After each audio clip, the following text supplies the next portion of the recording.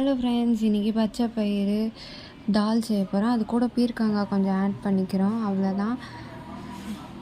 பெருங்காயம், மஞ்சத்தூள், மிளகாய்த்தூள், உப்பு, அதுக்கப்புறம் வெங்காயம், தக்காளி, பூண்டு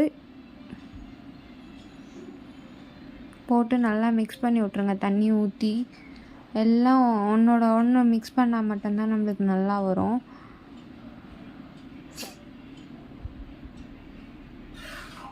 அப்புறம் ஒரு கடாயில் எண்ணெய் ஊற்றிட்டு கடுகு, சீரகம், கருவேப்பிலை போட்டு நல்லா மிக்ஸ் பண்ணி விட்ருங்க.